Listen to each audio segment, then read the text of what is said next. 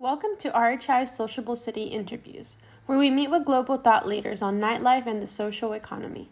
Today we are honored to be with Bobby Boone, a retail strategist and founder of And Axis. Hey, Bobby, great to have you here today. I'm excited about learning more about the work that you do and some of the ideas we've already talked about that you've shared with me. Yeah, I'm really looking forward to it. Thanks for Yeah. having me. All right, tell me about who you are, a little bit about your background. How did you get into doing the work that you're doing? And we'll get more specifically about what you do later, but just how did you arrive at this point in your life? Yeah, thanks for that question. So Bobby Boone with a background in architecture and urban planning.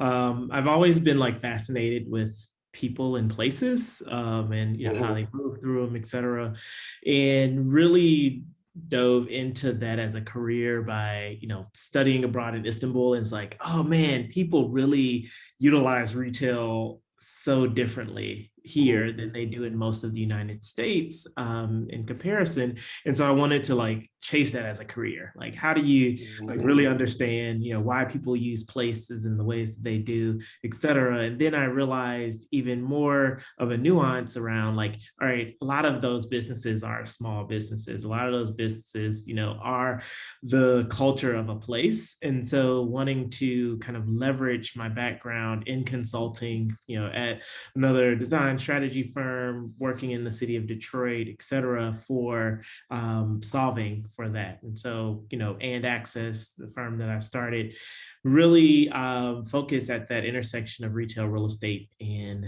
entrepreneurship. So Philadelphia is your home? No, Atlanta. Oh, Atlanta. That's right. You mentioned that you'd have been in Atlanta, but you've done some work in Philadelphia. Yeah, I've done a little bit of work in Philly. I currently live in DC, but my project in Philadelphia is working with Amco, which is a developer there on their ground floor tenant strategy around small businesses. Yeah. So looking back from Istanbul, where you kind of had this inspiration and you came back and began to be more specific about retail in the United States. Since you began that study, how have you seen retail and the whole retail sector change? It's blown up a little bit, from the malls of yesteryear, where we spent much of our time, specifically like me as a high school student going to the mall, to now where the kind of retail environment really is about how do you connect with others, what's the kind of experience of that place, what's the unique experience of that place. I think of the change as like going from this very commodification of goods and services to this kind of curated mix that really changed along with the rise of e-commerce. So you see like fewer kind of soft good brands, your apparel and shoe stores, et cetera. Well, you see more food and beverage. You see more entertainment uses alongside those things. And so places where people are curating their conversations, curating their experience within a neighborhood, and having an opportunity to linger and have a little bit of fun while doing so. Yeah, we always like to look at shopping as a social experience more than as a destination to buy something. So do you see that in the same way, based upon what you're saying? It's like that experience of almost socializing. Yeah, it can be. I think there's a few different purposes, right? If like, hey, I have to replace my jeans because they have a hole in them and I need to do it within my hour lunch break. I'm not socializing with anybody. But if I need to like go with my friends, say, hey, we're hanging out downtown, we have an hour before our dinner reservation, might stop into Urban Outfitters or going to other stores nearby. I would say retail went boom, right? It's just like how we really landed on kind of a commodification of goods and services through the proliferation of the suburbs and the mallification of America. Mall is where I spent many years in high school, just, hanging out with friends, having that social time. But, I think there's also, with the rise of e-commerce, a big shift that has happened. It's like, hey, instead of like perusing a mall with friends, you're, perusing the little e-commerce storefront with your fingers while waiting on a bus or a train, or, at night before you go to bed. And so there are fewer soft good brands, occupying storefront. However, you see more food and beverage, more places where people can linger and really enjoy, a lot of what brings them together as a community. And, whether that's a community of friends, a community, geographically, et cetera. So thinking really strategically about, that change, it's like, oh man, there's a great opportunity for us to, really socialize even more within this ground floor space, in which I really think the purpose is of, storefronts in general. Mhm. Now, I know you specialize in working with minority groups and helping them to enter the retail sector, but sometimes they're faced with challenges in order to get into that entry point. So what are those barriers, and what do you do as an organization to help people to navigate through that? Yeah, I mean, challenges for small businesses starting up, particularly even those, that are minority, people of color, women, others that, haven't been granted the same level of access to various things in order to be successful. And so when you think about the barriers, they, it's like, hey, what don't they actually have access to? It's like capital is typically one of the top considerations, and not even just capital, but capital readiness. So does the business actually understand kind of where they are within being ready for capital? They have a proof of concept of sorts in order to say, hey, yes, we have historical sales records. Yes, we understand our market. This is why we do. Then the network, it's like, hey, you need a network of brokers and real estate property owners to really understand, hey, where can I go? You need accountants and lawyers to navigate the entire process. People who have done that specifically for real estate transactions, which, is a niche group. Then you need the real estate, like what neighborhoods can you afford it? What makes you be able to afford it or not? The government entities providing various subsidies or nonprofits coming in and supporting you in that effort. And then finally, there are barriers to like operational excellence and kind of workforce deployment. So thinking about, how can they get the knowledge, the skill set to, say, hey, we have standard operating procedures, et cetera, or we have the time now that we have enough staff to like really cultivate a very successful business. And so, where End Access falls into all of this is really around the real estate component, where, we create kind of educational tools with organizations nationwide. So we wrote a guidebook for the International Council of Shopping Centers, who recently started a small business center of excellence, leveraging this guidebook to launch it. We, work on different policy and program development and adjustment, right sizing kind of this historical racism and classism that has occurred throughout kind of the American real estate system. And so really being able to mitigate on those issues. We partner with organizations such as real estate developers, other nonprofits for neighborhoods, really to understand, hey, how can we make way for small businesses long term? So, all of those things combined is like only one factor in all of the barriers, right? So, but we recognize that somebody has to solve for this barrier while we're also in partnership with others solving for the others. Wow, you make it sound quite complicated for getting into business. Now, a lot of our work really deals with what we call social venues, the dining and entertainment businesses. And I know in speaking with some folks in New York from the hospitality lines, they said COVID, there's so many businesses that have closed. And you have a lot of these vacant restaurant spaces that are fully equipped, and the property owners, what do they do with them? And so what I heard is that they're actually working to entice women and minorities to take advantage of this, because they could get into the business if they have a good business model, but they just don't have the capital to make the investment to install all the equipment, and do all of that startup stuff. So do you see that as something that's happening in DC, or I know you're doing some work in Atlanta? Do you see these empty storefronts now, particularly those that are hospitality oriented, that there are more opportunities for the women and minority owned businesses to upgrade their systems to go from a food truck to a full service restaurant because of these dynamics of changes. And what role do you see the property owners play? I know in New York, they're giving like free rent for 6 months, and then they're giving reduced rents from what they used to get before because they really need to fill the space. And you had mentioned that some developers are looking at these types of spaces as amenities to the residents or the office workers rather than, the high-end profit margin businesses that they used to see before. Yeah, so I have definitely seen, increased opportunities for, many minority small businesses who are emerging. I think that's for several reasons, as mentioned previously, the change in kind of overall retail dynamics and the, increased availability of storefronts because of, COVID, et cetera.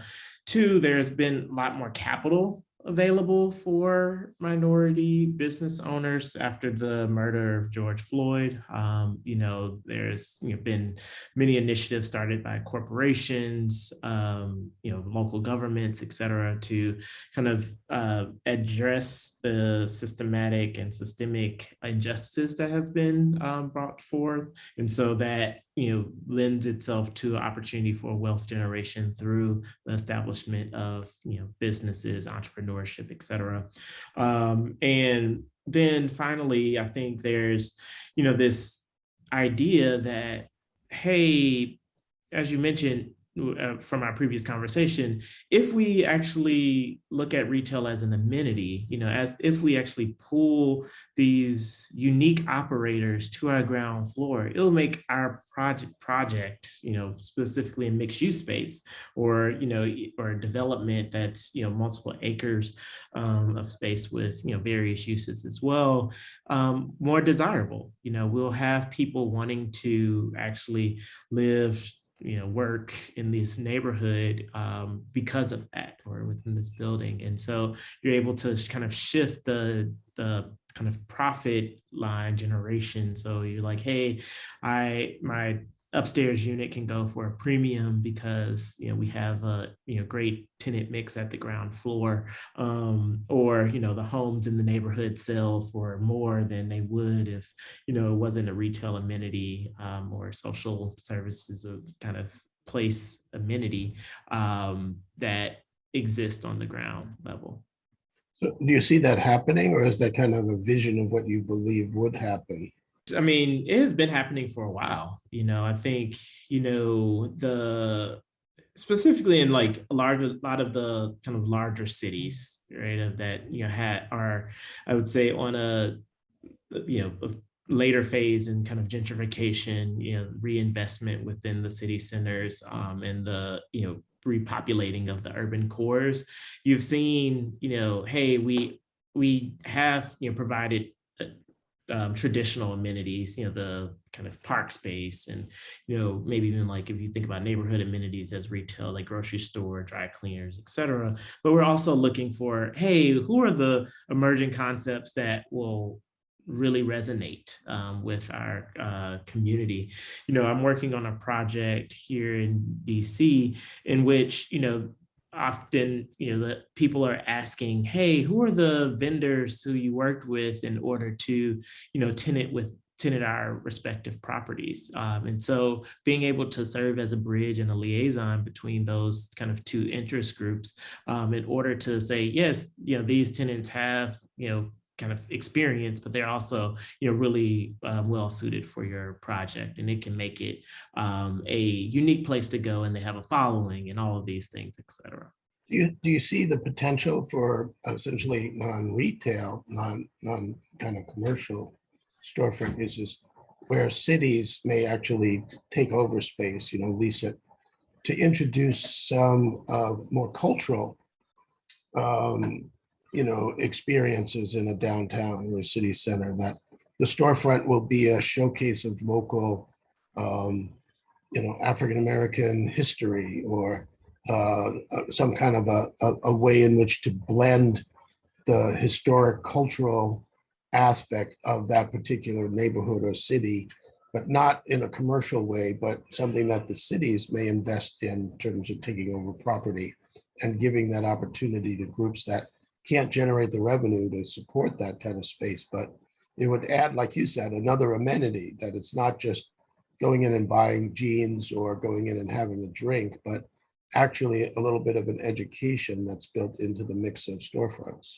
Yeah, I have definitely seen that. I think with, one example is like the public library system in Cincinnati have taken over some storefronts in order to have outposts and additional kind of real estate in order to lend out its books. The DC History Center is co-located with the Apple store in front of the convention center here locally in DC, where, you can see like, hey, blended returns, right? Like the Apple store generates typically $1,000 a square foot on an annual basis, where you're looking at a history center who doesn't have that same revenue potential at all. And so thinking about, hey, while I'm waiting for my phone to be repaired, why can't I also go and experience this history center? Or, maybe I'm going to the history center and then Apple gets to like, hey, interact with our products. Let me try to, so it's like this great co-location strategy that's occurring. And, as we look at the entire kind of nation and the shift of market dynamics of city centers over time, you understand that, hey, as the value changes, so once retail may be the highest and best use, may not no longer be, because hey, we can sell goods online, we can it changes the geographical need. However, these social spaces that you mentioned, such as restaurants and cafes and theaters, etc., those are places where you most likely want to be in person. And so how do that's something that has impacted the shift over time. But also, it says, hey, as we're thinking about retail as an amenity, as we're thinking about making the kind of ground floor diversified for the mix of kind of tenant typologies, we get to a level where we have this like true interest of downtowns, right? Like, you say, hey, this is where you can run into such a smattering of such a wide range of things, instead of, where we were headed kind of pre-pandemic, specifically like in DC, is like comments around rent inflation time and time again that has been displacing the small businesses and even kind of national brands, because they can't no longer afford to be on these corridors. And so thinking about, where are we headed next? That's what's, really crazy in my mind, right? It's like, we're right now with all of this inflation, which likely will end up with the continued escalation of property costs. And so it's just like, where will we actually hit some type of equilibrium within all of this? And thinking strategically about that, we really want to kind of see how these storefronts can realize its potential in terms of creating a place of interest for the community, and that likely will require some government subsidy, that will require some of these innovative programs in which government or nonprofit organizations are co-locating on the ground floor. That might require a few master lessors that help mitigate for risk. But as you think about government occupying space, you also got to think about what their credit ratings are, and if they lease spaces and it fails, or are they putting their name on the line, or what does that happen to the entire municipal kind of sphere? There are a lot of variables that are associated with it, and as a government entity, they're more likely to grant organization money in order to do that than to do it themselves. Well, this has been an enlightening conversation from your previous tour. So if I could capture in a sentence or two, what you're saying is that the evolution of your early experience of going to the shopping mall, and I always like to compare men and women when they shop. A man is like the hunter. They know they need a pair of jeans and they know where to get it, and they go and buy the jeans. Whereas women, when they shop, I always ask a question, why do we need 5 shoe stores downtown, And it's, well, because you have to compare, it's a kind of like a social experience, and I think maybe it varies from person to person, and it may be a broad generalization, but my experience of not only having a wife, but being with women, it becomes a social experience. I want to buy jeans, I go buy jeans. My wife wants to buy shoes, she'll call a friend up and say, hey, I'm going shopping for shoes, you want to come with me? And all of a sudden, it's a whole social experience for the afternoon.